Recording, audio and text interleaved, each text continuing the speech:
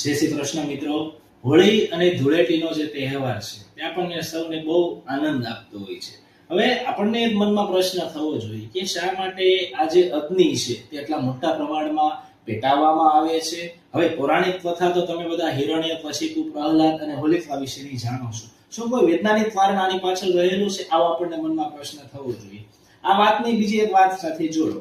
આપણા ઘરની અંદર મચ્છરોનું પ્રમાણ વધી જાય તો એને દૂર કરવા માટે આપણે શું કરીએ છીએ? અગરબત્તી પેટાવીએ છીએ, એટલે જે મચ્છરો છે તે ત્યાંથી દૂર ભાગી જાય છે. હવે આ જે ફાગણ મહિનો હોય છે, જ્યારે હોળી ધૂળેટીનો તહેવાર આવે છે, ત્યારે મિત્રો શિયાળા દરમિયાન આપણે આપણું સ્વાસ્થ્ય સારું કરવા માટે જે અડદિયો છે કે સુખડી છે એવું બધું ખાતા હોઈએ છીએ. એટલે બાળકોના અને તમામ લોકોના શરીરમાં કફનું જે પ્રમાણ છે તે વધી જતું હોય છે, અને જે બેક્ટેરિયા છે એનું પ્રમાણ વાતાવરણમાં અને શરીરમાં પણ વધી જતું હોય છે. શરદી થવાની, ઉધરસ થવાની જે સંભાવના છે તેમાં મિત્રો વધારો થતો હોય છે. તો તેના માટે આપણા વૈજ્ઞાનિકો એટલે આપણા જે ઋષિ મુનિઓ છે તેમણે આપણને એક પ્રયોગ આપ્યો છે કે મોટા પ્રમાણમાં એ જે છાણા બાળવામાં આવે તેનાથી ઇથિલિન એસિડ જે ઉત્પન્ન થાય છે તે આ બેક્ટેરિયાને મારવામાં અને આપણા શરીરનો જે કફ હોય છે તેને તોડવામાં પણ ખૂબ જ અસરકારક કામ કરતું હોય છે. આપણે આ સમયગાળા દરમિયાન ખજૂર,